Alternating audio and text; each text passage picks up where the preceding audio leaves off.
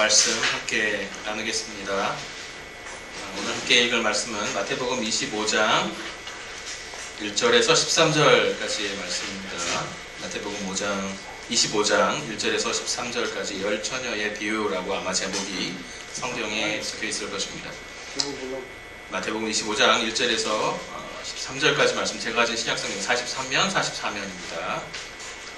자주 진출하고 함께 한 목소리로 합독하겠습니다. 그때에 천국은 마치 등을 들고 신랑을 맞으러 나간 열 처녀와 같다 하리니 그중 다섯은 미련하고 다섯은 슬기 있는 자라. 미련한 자들은 등을 가지되 기름을 가지지 아니하고 슬기 있는 자들은 그릇에 기름을 담아 등과 함께 가져갔더니 신랑이 더디움으로 다 졸며 잘새 밤중에 소리가 나되 보라 신랑이로다 맞으러 나오라 하네. 이에 그 처녀들이 다 일어나 등을 준비할세 미련한 자들이 슬기 있는 자들에게 이르되 우리 등불이 꺼져가니 너희 기름을 좀 나눠달라 하거늘 슬기 있는 자들이 대답하여 이르되 우리가 너희가 쓰기에 다 부족할까 하노니 차라리 파는 자들에게 가서 너희 쓸 것을 사라 하니 그들이 사러 간 사이에 신랑이 오므로 준비하였던 자들은 함께 혼인잔치에 들어가고 문은 닫힌지라. 그 후에 남은 처녀들이 와서 이르되 주여 주여 우리에게 열어주소서. 대답하여 이르되 진실로 너희에게 이르노니 내가 너희를 알지 못하노라 하였느니라. 그런즉 깨어있으라 너희는 그날과 그때를 알지 못하느니라. 아멘.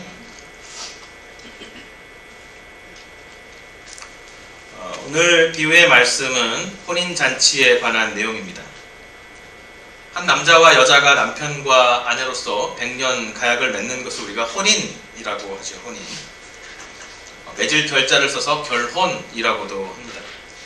이것을 일반적인 동사로 표현을 하면 결혼하다 혹은 결혼을 한다 라고 말을 하기도 합니다. 하지만 혼인을 하는 부부가 되는 신랑과 신부의 입장을 살려서 우리가 표현을 하면 신랑 입장에서는 뭐라고 하죠? 장가 든다 라고 표현을 하고요. 또 신부의 관점에서는 시집 간다 라고 표현을 쓸 수 있겠습니다. 그런데 역사적으로 이 말들이 유래된 근거를 좀 찾아보니까요, 처음부터 함께 쓰였던 말은 아닌 것 같습니다. 특히 우리나라에서는 이 장가 든다와 시집 간다가 원래 함께 동시에 유래된 말이 아니라 역사에 따라서 다르게 사용됐던 말인 것 같았습니다. 먼저 장가 든다, 입장가, 들립자를 사용했죠. 든다, 들어간다 라는 말은 주로 고려시대에 조선 초기 정도까지 유행했던 결혼의 문화였습니다. 흔히 장가 간다라는 장가 간다, 장가 든다라고만 말하지 않고 장가 간다라고도 표현하기도 하는데, 원래 그 고려 시대의 풍습은, 혼인 풍습은 신랑이 신부의 집에 가서 혼인을 하고, 그래서 혼인을 한 후에 처가에 줄곧 함께 살거나 그 근처에 함께 계속해서 살아갔다고 합니다. 머물면서 살아갔다고 해요. 그래서 그 혼인의 문화적인 개념이 주로 신랑이 처가의 생활권에 편입되는 방식으로 이해하고 표현이 되었습니다. 그래서 장가에, 장인 장모가 있는 장가에 들어간다, 입적한다 라고 표현을 해서 장가 든다 라고 표현을 했다는 것입니다. 사실은 이것이 더 오래된, 시집을 간다는 표현보다 더 오래된 우리 민족의 혼인의 풍습이었습니다. 특히 처가가 딸밖에 없는 집안, 더구나 무남동녀인 집안에서는 거의 100%에 가깝게 사위를 아들처럼 한 가족으로 여겨서 지내는 대릴사위 제도 혹은 예서제라고도 하는데, 대릴사위 제도나 아예 사위를 장인어른이 자신의 양자로 삼아서 처가의 성씨로 성을 바꿔버리는, 남자가 성을 바꾸는 경우도 흔히 있었다고 합니다. 이렇게 장가 혹은 처가의 양자가 되거나 대릴사위가 되는 경우에는 장가로 아예 호적을 옮기는 것입니다. 사람이 태어나서 호적을 옮기는 것을 옛날에는 갈거자로 사용을 했어요. 갈거자, 간다. 그래서 이런 경우에는 장가 든다라고 하지 않고 장가에 간다라고 표현이 할 수도 있겠습니다. 자, 이와는 달리 유교를 국시로 하는 조선이 건립되고 남성 중심의 문화가 점점 남성 중심, 남존 여비 사상이 대비됨에 따라서 이제 반대로 혼인의 풍습도 변하기 시작했습니다. 그래서 남성이 장가, 처가로 들어가는 것이 아니라 남성이 처가로 가서 사는 것은 이제는 지양하기 시작했고요. 반대로 여성이 시댁으로 완전히 자기의 호적을 옮겨서 가는, 그래서 시집 간다라는 표현으로 표현되는, 말로써 표현되는 혼인 문화가 자리 잡기 시작했습니다. 물을 한 잔 좀 떠주시면 감사하겠습니다. 네. 그래서 시집 간다라는 말로써 표현되는 혼인 문화가 자리 잡게 되었습니다. 그래서 여러분 우리가 흔히 들어본 것처럼 출가 외인이라고 하지요. 결혼을 해서 여성이 시집으로 들어가면 조선시대에서는 출가 외인이라고 했습니다. 출가 외인. 집에서 밖으로 나갔다는 말이에요. 그러니까 호적이 완전히 자기 아버지의 호적으로부터 나가서 시댁의 호적에 편입이 되었다. 그래서 갔다라고 표현해요. 시집을 든다라고 하지 않고 시집을 아예 간 것입니다. 호적이 그러니까 남아있지 않는 거예요. 그래서 만약에 그 여인이, 여러분 여기서도 칠거지약 혹시 기억나세요? 칠거지약. 시댁에서 법적으로, 합법적으로 며느리를 내쫓을 수 있는 7가지 조항이 있는데 거기에 해당이 되어서 가택으로 돌아가게 되면, 처가로 돌아가게 되면 처가에서는 딸을 받아두지 않고 출가 외인이 왜 집으로 돌아왔느냐고 해서 또 받아두지 않는. 그래서 여성으로서는 참 어려운 혼인의 풍습 속에 살아갔던 시대를 우리가 조선 시대를 우리가 또 생각할 수 있게 되는 것입니다. 자, 이렇게 장가 든다, 그 다음에 시집 간다라는 표현들이 역사적으로 이렇게 자리를 잡으면서 우리나라의 혼인의 풍습이 이렇게 변해왔구나라는 것을 알 수 있는데, 요즘에는 이 3가지 표현을 실제 의미와는 별로 상관없이 다 함께 쓰는 것 같습니다. 결혼하다라는 표현을 남녀들이 공통적인 표현으로 사용을 하고요. 장가 간다는 남자가, 시집 간다는 여자 입장에서, 신랑과 신부 각자의 입장에서 표현을 하고 있는 것 같습니다. 자, 이 말씀을 드리고 나니까, 그렇다면 열처녀의 비유, 오늘 함께 읽었던 열처녀의 비유, 지금 이 비유에서 우리가 읽었던 이 세팅, 이 상정은 그러면 남성이 장가로 들어가는 세팅일까? 아니면 여성이 신부가 신랑과 함께 시댁으로 들어가는, 혹은 남편의 집으로 들어가는 세팅일까? 궁금해하지 않을 수 없게 됩니다. 사실 1세기 어간에 예수님께서 사역하시던 1세기 당시 어간에 이스라엘 지방의 일반적인 혼인의 풍습을 자세히 알려줄 수 있는 자료들이 그렇게 흔하지가 않습니다. 게다가 혼인 예식이라는 것이 오늘날도 그렇지만 각 지역의 사회적인 문화적인 요소들을 그대로 반영하고 있는 경우가 되게 많아서 지역사회의 문화와 특징에 따라서 여러 가지 아주 다양한 형식들이 결혼에 나타납니다. 이 동네 가서 결혼할 때는 이렇고 이 동네에서 결혼할 때는 이렇습니다. 이렇게 다르다는 것이죠. 그래서 학자들 사이에서도 그 당시의 결혼은 반드시 이렇게 했습니다, 반드시 저렇게 했습니다 라는 하나의 컨센서스가 형성되어 있지 않습니다. 그래서 대략적인 그 결혼의 풍습만을 설명을 드리자면 아마 이렇게 설명을 드릴 수 있을 것 같습니다. 당시의 유대인들의 혼인은 2가지 단계로 나눠져 있어요. 첫 번째는 정혼의 단계이고, 두 번째는 정혼 후에 혼인을 실제로 하는 단계입니다. 첫 번째는 정혼의 단계입니다. 혼인을 약속한 후에, 우리로 치면 약혼 정도가 되겠죠. 혼인을 약속한 후에 결혼식을 올리기까지 일정 기간 예비 신부가 아버지의 집에, 자신의 아버지의 집에, 그러니까 아직은 처가도 아니죠, 아버지의 집에 머물면서 기다리는 기간입니다. 나는 정혼을 한 사람입니다 라는 표식을 동네 사람들에게 다 알리고 조숙한 신부의 수업을 받으면서 집에서 기다리는 기간이죠. 자, 마리아가 예수님을 잉태했을 때가 바로 이 정혼 기간이었어요. 그래서 문제가 됐던 것이죠. 자, 이렇게 신부가 아버지의 집에서 기다리는 기간이 보통 1년이 될 수 있고 여러 해가 수삼 년이 걸리기도 합니다. 자, 이렇게 신부가 아버지의 집에서 기다리고 있다가 드디어 혼인한 날짜가 이제 다가오게 될 텐데, 날짜가 되게 되면 신랑이 신부의 집으로 찾아갑니다. 그래서 그곳에서 며칠간 머물면서 잔치를 벌이게 돼요. 그래서 혼인 예식이 이제 드디어 시작되었다라는 것을 알리기 시작하는 것이죠. 자, 그리고 그 후에 신랑이 신부를 대동하고 다시 자신의 집으로 혹은 자기 아버지의 집으로, 우리로 말하자면 시댁으로, 시월드로 이제 들어가게 되는 것이죠. 주로 밤에 신부를 대동해서 이동을 하기 때문에 신랑의 집에 이제 가게 되는데 그래서 이제 그 신랑의 집에서는 밤에 신랑이 오는 것을 기다리게 되는 것입니다. 그때 비로소 이제 혼인이 완성이 되고 신랑의 집에서도 며칠간 잔치를 열고 하객을 초대해서 두 남녀의 혼인을 축복하는 것입니다.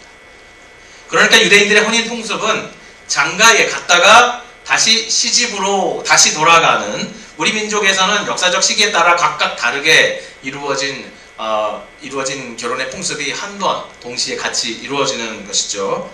그래서 오늘 비유에서 보면 신랑이 밤에 도착했고 그로부터 잔치가 시작되었다는 것, 또 그 신랑을 주여라고 또 그 연회장으로 부르고 있다는 점에서 시댁 쪽에서, 제가 생각하기로는 아마 시댁 쪽에서 혹은 신랑의 집에서 신랑이 신부를 데리고 신부의 집에서 오고 있는 것을 기다리고 있는 풍습의 그 한 모습이 아닐까라고 저는 생각을 합니다. 일반적으로는 신부의 집에서 신랑이 신부의 집으로 오는 것이라고 생각을 하는데, 저는 여러 가지로 생각을 해보았을 때 신랑의 집 쪽에서 그 동네에 함께 살던 10처녀들을 선별을 해서 들러리로 세우고 신랑을 맞이하는 사람으로 세우고, 이미 신랑이 신부의 집에 갔다가 혼인을 선포하고 그 아내를 데리고 출발을 해서 신랑의 집으로 오고 있는 과정이라는 것입니다.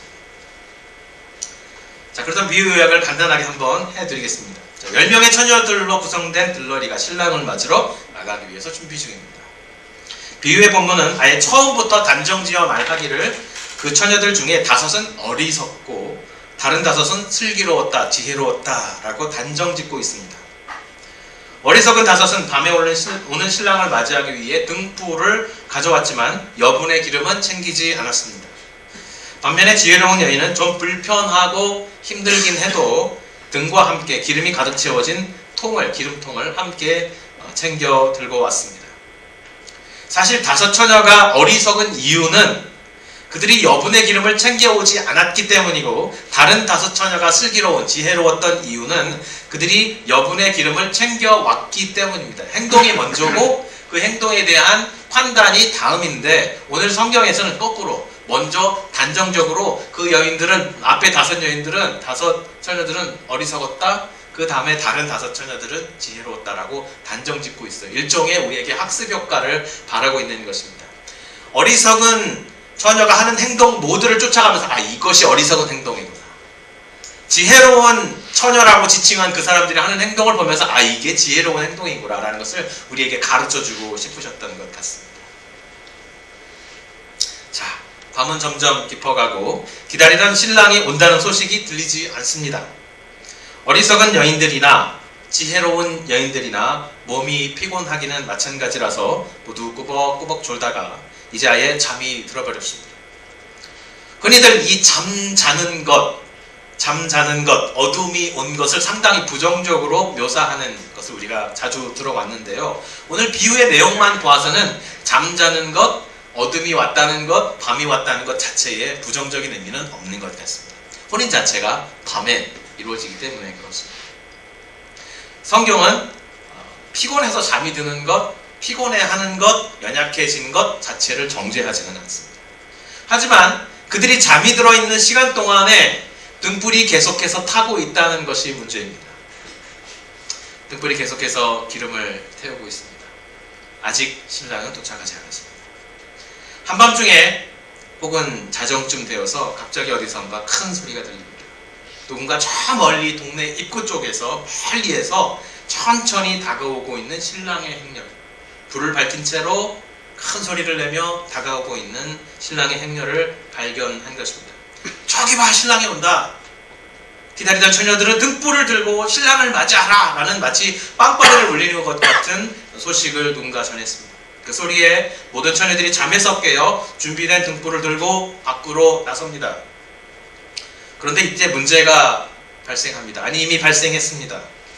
어리석은 5 여인들의 등불은 이미 꺼져가고 있었습니다. 지혜로운 5 여인들의 등불도 아마 꺼져가고 있었을 것입니다. 그러나 어리석은 여인들은 여분의 기름을 챙겨오지 않았습니다. 자칫 등불이 꺼져서 신랑을 제대로 맞이하지 못하기라도 한다면 신랑과 신부에게 그리고 그의 가족들에게 큰 불명예를 안겨줄 것입니다. 당시의 신랑을 맞이하는 행사는 그저 혼인 예식 정도가 아니라 종교적인 것이에요. 하나님께서 이스라엘 백성을 자기 신부로 여기고 있다라는 것을 이미 알고 있는 이스라엘 백성입니다. 그리고 하나님께서 아담과 하와가 그들의 조상으로 하나님께서 맺으신 가족이라는 것을 알고 있는 그들입니다. 혼인이라는 것은 하나님께서 그들 가운데 새로운 가족을 창조하시는 새 창조의 사역이라는 것입니다. 거기에는 하나님께서 태초에 빛이 있으라라고 말씀하신 이미 빛이 있었던 그 빛이 있어야 해요. 그래서 들러리들을 통해서 그 빛을 환하게 밝히는 맞이하는 그 순간이 있어야 했던 것입니다. 하나님께서 먼저 아담과 하와를 지으시고 에덴 동산으로 불러 들여간 것처럼 이미 예비된 그들의 거처가 마련되어 있었고 그곳에 빛이 있어야 했습니다. 근데 그 빛을 제대로 준비하지 못하면 그저 실수를 한 정도가 아니라 신랑과 신부에게 그리고 그의 가족에게 큰 불명예를 끼치고 마는 것입니다. 자, 어떻게 해야 할까요? 자, 별로 방법이 없죠. 가지고 온 기름이 없기 때문에 지혜로운 처녀들이 가지고 있는 기름을 좀 나누어 달라고 말했습니다. 처음에는 아마 불편하게 기름통을 왜 들고 왔어? 그냥 등에다 기름 가득 채워갖고 오면 되지. 얼마나 불편해. 신랑 금방 올 거야. 예전에 결혼식 할 때 보니까 나도 다른 사람의 결혼식 갔었는데 신랑이 금방 오더라고. 자, 그러니까 따로 기름통 나 너무 불편해서 안 가지고 왔어. 다 안 갖고 왔잖아. 봐봐. 5명이나 안 갖고 왔죠. 안 갖고 왔어요.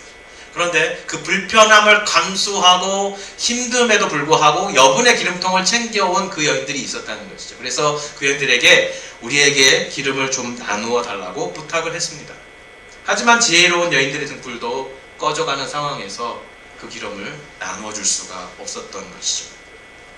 지혜로운 여인들이 조언을 했습니다. 어서 기름 장사에 가서 기름을 조금 더 사오세요. 지금으로선 그 방법밖에 없습니다. 그 방법밖에 없었습니다. 그래서 어리석은 처녀들은 기름을 구하기 위해 급히 기름 장사꾼의 집을 향해 뛰어갔습니다. 하지만 안타깝게도 그들이 기름을 구하러 간 사이에 신랑의 일행이 도착을 했고 슬기로운 5 처녀는 더 이상 기름을 구하러 간 나머지 5 여인들을 기다려줄 수가 없었습니다. 남아있던 여분의 기름을 모두 등불에 채우고 신랑을 맞이했습니다. 자, 비유의 본문은 신랑을 맞이한 들러리들이 신랑과 함께 혼인잔치에 들어갔고 잔치가 시작되었고 문은 닫혔다 라고 기록하고 있습니다. 뒤늦게 기름을 마련한 처녀들이 도착해서 잔치집 문을 열어달라고 요구하죠. 하지만 이미 그들은 주어진 소명을 수행하지 못했고 신랑과 신부와 혼주의 가족들에게 불명예를 안겨주었습니다. 10명의 등불을 준비했는데 그 중에 5 등불이 제대로 밝히지 못했습니다. 얼마나 큰 부끄러움을 준 것입니까? 따라서 연회장은 그들이 잔치에 참여하는 것을 허락하지 않고 그들에게 이렇게 말합니다. 저는 당신들이 누군지 도무지 모르겠습니다. 이 연회장이 신랑인지도 모르겠습니다. 저는 당신이 누구인지 잘 모르겠습니다. 어쩌면 거짓말인지도 몰라요. 신랑의 집에서 그 동네에 사는 그 조그만 시골 동네에 사는 5 처녀들, 10 처녀들을 골라서 들러리를 서달라고 부탁을 했다면 신랑이 이미 잘 아는 여인들일 것입니다. 시골 동네가 얼마나, 여러분 옛날 그 동네 살면 누가 사는지 다 알잖아요. 그렇죠? 숟가락이 몇 개인지도 다 아는데. 그런데 그 신랑이 그 연회장에 이렇게 말하는 것입니다. 저는 당신들이 누군지 잘 모르겠습니다. 예약된 하객들의 명단에는 당신들의 이름이 없군요. 죄송하지만 들어가실 수 없습니다. 사실 혼인잔치집의 문은요, 그 당시에 문화적인 여러 가지 증빙 자료들을 보면 닫히지 않아요. 잔치를 하루만 하고 마는 것이 아니라 여러 날 동안 열어놓고 모든 손님이 올 수 있게 열어놓고 풍악을 울리면서 잔치를 합니다. 무슨 얘기냐면 그 여인들을 골라서 문을 닫았다는 것입니다. 연회장이 당신들은 연회에 들어올 수 없습니다. 당신들에게는 문이 닫혀요 라고 선언했다는 것입니다. 아는 사람임에도 불구하고 나는 당신들을 모릅니다. 문이 열려 있음에도 불구하고 그들이 들어가서 그들에게는 문이 열리지 않았던 것입니다. 소임을 다하지 못한 어리석은 처녀들에 대한 배척의 의미로 보아야 할 것입니다. 그들이 기름을 구해서 돌아왔지만 잔치의 연회장은 이들을 쫓아내며 내가 너희를 알지 못하노라 라고 말하는 것입니다. 자, 내가 너희를 알지 못한다 라는 말은 사실은 관용구예요. 말 그대로 literally 내가 너를 몰라라는 말이 아니라 이것은 그 당시 유대 문헌에 보면 내가 너희를 모른다. 성경에도 이런 표현이 있지요. 이 불법을 행한 자들아. 예수께서 그렇게 말씀하신다고 하셨죠. 종말에. 이 말은 배척하는 것입니다. 당신은 외인입니다. 우리와 가까이 할 수 없는 사람입니다. 우리에게 속하지 못한 사람입니다. 라고 배척할 때 사용하던 말이었어요. 당시의 여러 가지 문헌에서. 관용어구로 내가 당신을 모릅니다. 그렇게 말하는 것이에요. 당신은 이 연회에 들어올 수 없습니다. 당신에게는 안타깝지만 문이 닫혀 있습니다.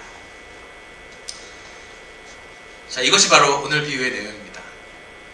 우리가 이 비유에서 놓치지 말아야 할 것, 다섯 처녀의 어리석음, 그리고 다섯 처녀의 지혜로움이겠죠. 자, 이 다섯 처녀의 어리석음 혹은 다섯 처녀의 지혜에 대해서 우리가 조금 더 자세하게 살펴보고 싶습니다. 우리가 한 세 가지 정도로 살펴볼 수 있을 것 같습니다. 첫 번째 어리석음은 무엇일까요? 그 어리석음은 편안함을 추구하며 평안과 편안을 혼동했다는 것입니다. 자, 편안함과 평안을 혼동하는 것입니다. 여러분, 평안은 무엇입니까? 평안. 그리고 편안은 무엇입니까? 같은 비슷한 말이잖아요. 그렇죠?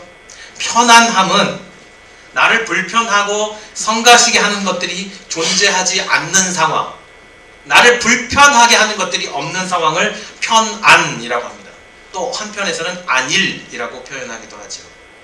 불편한 것들을 없애면 평안해진다는 오해를 하고 있는 것인데, 그건 고작 조금 더 편해지고 조금 더 쉬워지고 조금 더 익숙해지는 것일 뿐이지 내 영혼이 평안해지는 것이 아닙니다. 여러분, 평안은 무엇입니까? 그렇다면 평안, 글자는 비슷하지만 완전히 다른 것입니다. 평안은 폭풍우한 가운데서도 폭풍우가 쏟아지고 있는 집에, 폭풍우가 밖에서는 쏟아지고 있는데 그 집에서는 따뜻한 벽난로에 불이 피워져 있고 밖에서는 소독이 벌어져 있는데 그 안에서는 평안하게 따뜻한 차를 마실 수 있는 그 요동하지 않음, 그것이 평안입니다.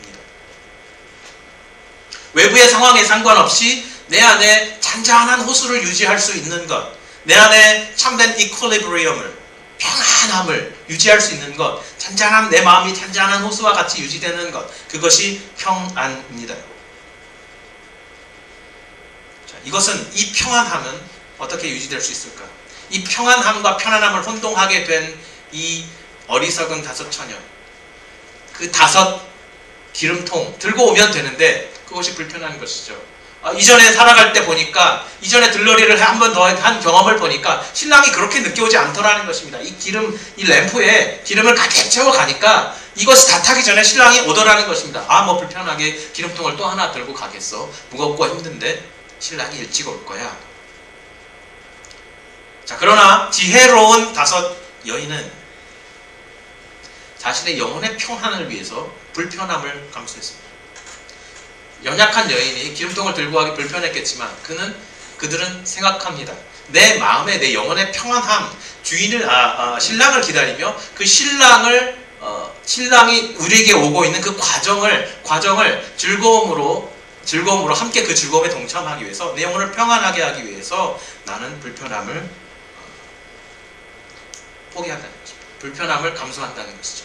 여러분, 대한민국 군인에 가면 5개의 장군이 있다고 합니다. 5개의 장군의 계급이 있다고 해요. 우리가 흔히 알고 있는 장군 개념, 별 하나는 준장이라고 하고요, 별 2개를 소장이라고 하고, 별 3개를 중장, 별 4개가 대장입니다. 자, 별이 5개가 있을까요? 한국에는 없어요. 근데 장자가 붙는 계급이 또 하나 있습니다. 뭐가 있냐면 병장이 있습니다. 병장은 이 작대기가 4개예요. 바가 4개예요. 사실 병이죠. 장교가 아닌 병들이에요. 사병인데, 사병 중에서, 병 중에서 가장 높은 계급입니다. 근데 그 병에게만, 그 4개 있는 군인에게만 장자라는 이름이 붙어서, 계급이 붙어서 병장이래요. 병장이 되면요, 정말 세상에 어려울 게 없어요. 아침에 딱 일어나서, 목이 마르네. 그러면 그 말이 끝나기 전에 누군가 불을 떠서 이등병이 보이지 않는, 발이 보이지 않게 뛰어가서 물을 떠서 그 앞에 착 대고 있습니다. 식당에 딱 가면 밥을 타지 않아요. 탁 의자에 앉으면, 그냥 아무 데서 탁 앉으면 그 자기 지정석에 벌써 밥이 탁 타져 있어요. 병장은 소대장보다 훨씬 편합니다. 소대장이 가서 잘못 그 소대의 병장을 잘못 건드리면 옛날부터 그 소대장 길들이기라고 해서 병장들에게 밤에 불려가서 두들겨 맞기도 했습니다. 이처럼 병장들이 참 편하게 군대 생활을 합니다. 근데 이 병장이 군대에서 제대를 하고 학교로 그리고 사회로 돌아오면 한동안 적응을 못해요. 왜냐면 그 편안한 삶에서부터 아무도 자기의 이제 그 편의를 봐주지 않는 사회에 나와서 한동안 고생을 많이 합니다. 모든 것을 자기가 해야 되는 그 상황 속에서. 저도 사실은 그랬어요. 제대를 하고 나니까 모든 게 제가 알아서 해야 되는 상황이 되더라고요. 그 불편함이라는 것입니다. 사실 그 훈련을 받을 때 후보생 시절에는 모든 것을 알아서 하고 부지런히 해야 되기 때문에 아주 삶이 근면해집니다. 그런데 사람이 얼마나 간사한지 장교로 임관을 하고 살다 보니까 채 6개월이 지나지도 않아서 제 방이 지저분해지더라고요.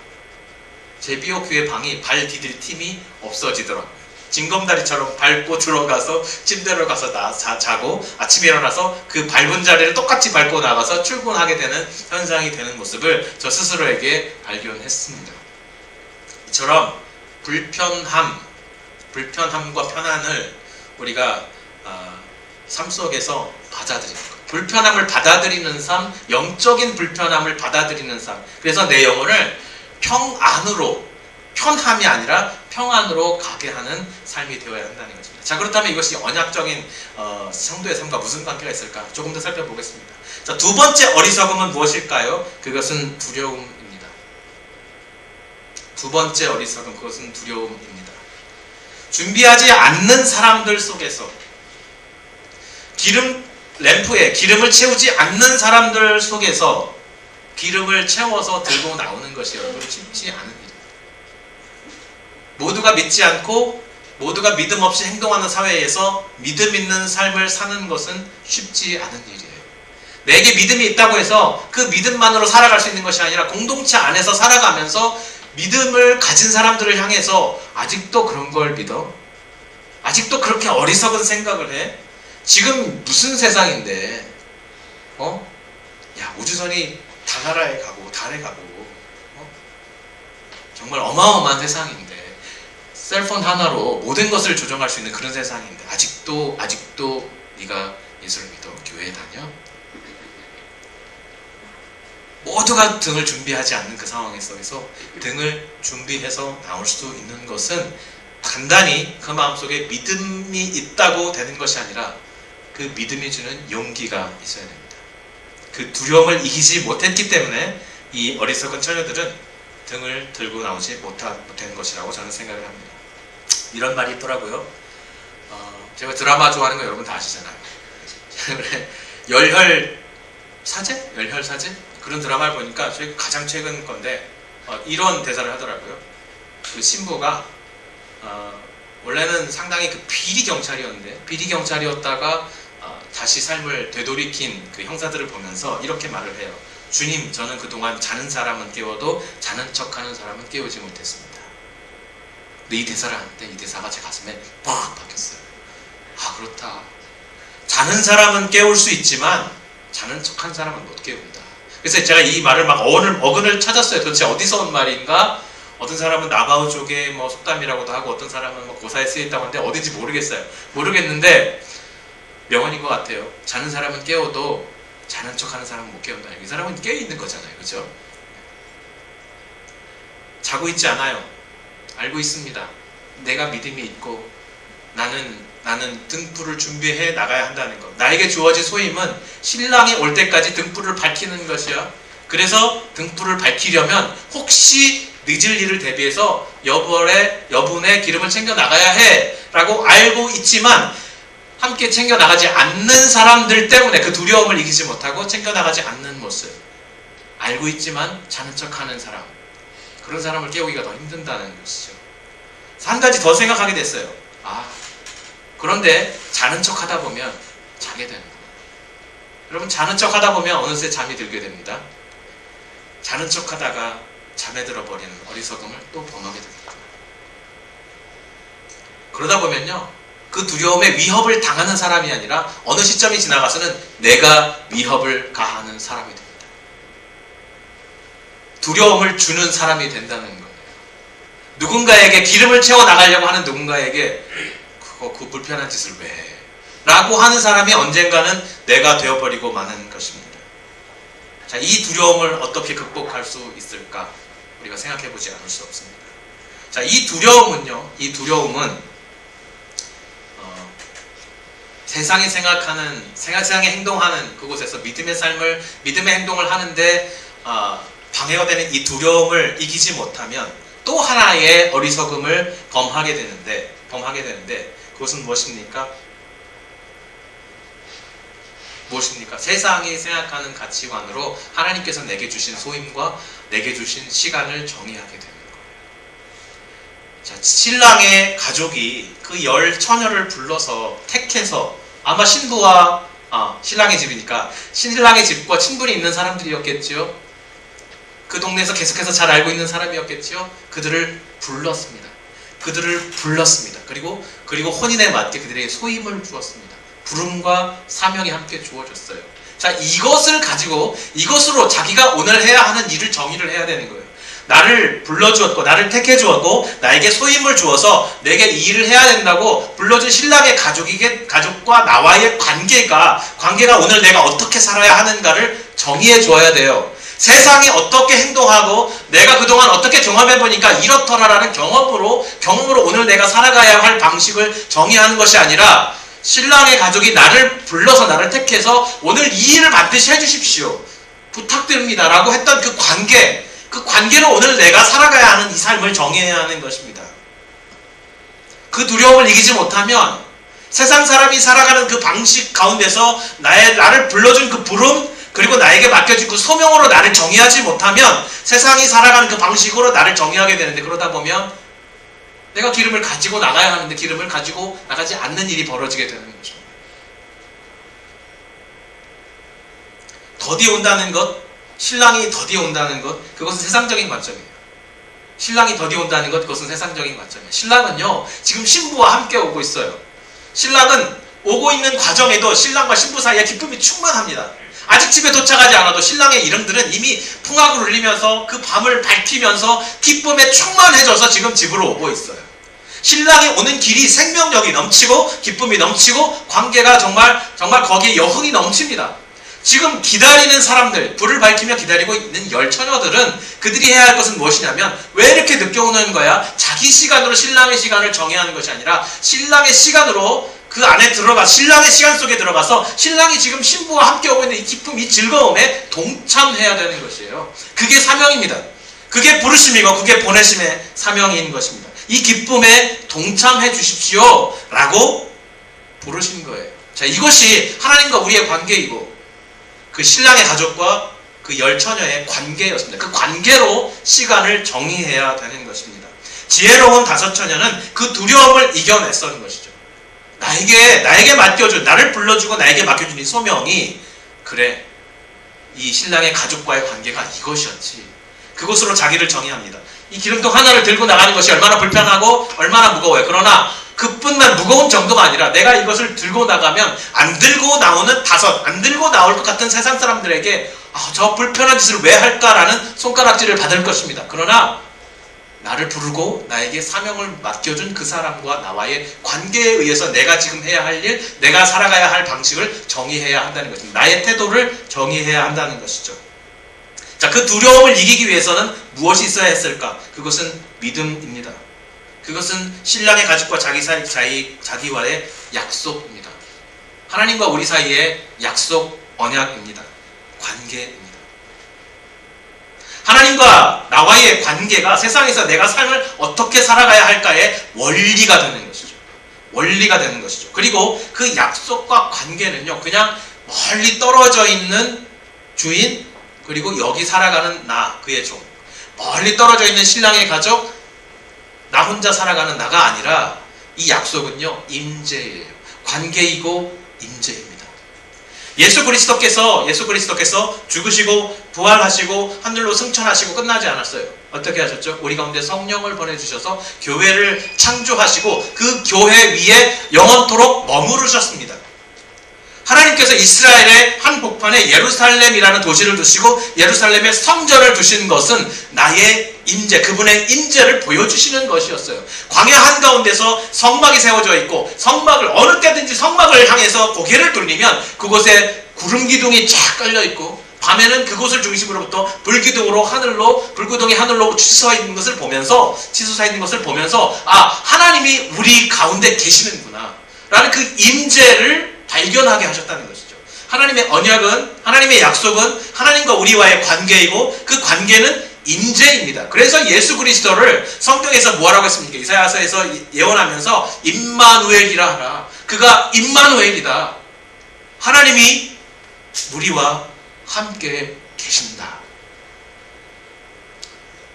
그러므로 이 믿음, 이 언약을 향한 하나님의 약속을 믿는 믿음은 그 두려움을 이기는 원리가 되고 그것이 임재임을 확신하며 살아가는 사람에게, 임재로서 느끼며 살아가는 사람에게는 그 두려움을 이기고 극복하고 용기를 내서 신랑의 기쁨에, 하나님의 기쁨에 동참하게 하는 원천이 되는 것입니다.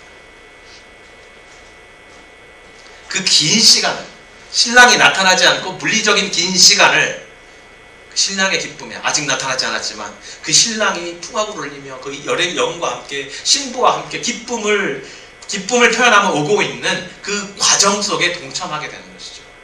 그 사건이 지금 벌어지고 있잖아요. 그죠? 하나님 나라 사건이 이미 신랑이 내려와서 신부를 데리고 혼인을 했고 데리고 지금 신랑의 집으로 오고 있는 그 과정이 진행 중인 것이고 그 과정 속에 멀리 떨어져 있고 눈에는 보이지 않지만 함께 동참하고 있는 불빛으로 그를 기다리는 신부가, 열처녀가 되는 것입니다. 이 세 가지 어리석은 처녀의 어리석음, 편함과 평안을 혼동함, 그 평안함을 이기면서, 평안함을 주장하면서 평안을 유지해야 할 사람이 그 세상의 두려움을 이기지 못함, 그 두려움을 이기지 못함으로 말미암아서 자신에게 주어진 시간을 하나님과의 관계, 신랑과의 관계, 신랑의 가족과의 관계가 아니라 자기 삶의 경험으로 정의하는 그 정의함, 이 부족한 것을 지혜로운 사람 열처녀는 다 거꾸로 했다는 것이죠. 그 편안함, 두려움, 세속적인 가치관이 지혜로운 처녀에게는 평안함, 마음의 평안함을 위해서 불편함을 감수함, 믿음을 가지고 두려움을 극복함, 그 믿음 안에 있는 하나님과의 언약적인 관계, 신랑과의 약속의 관계, 그들의 임재, 그 잔치를 위해서 준비된 그 과정 속에 함께 참여함, 그리고 세속적인 가치관이 아니라 언약 관계 안에서 하나로 연합되었다는 확신 속에서 두려움을 이기고 신랑의 기쁨에 동참함, 이것으로 자신의 사명을 감당했다는 것입니다. 이것은 태도이고 헌신이고 가치관이라고 할 수 있을 것 같습니다. 자, 이 준비됨이 우리에게 있어야 합니다. 오늘 비유의 핵심은 준비됨이에요. 깨어서 준비하라. 자, 성경에서 이 준비됨의 내용들을 찾아보면 항상 거기에는 항상이라는 수식어가 붙어서 나와요. 준비됨.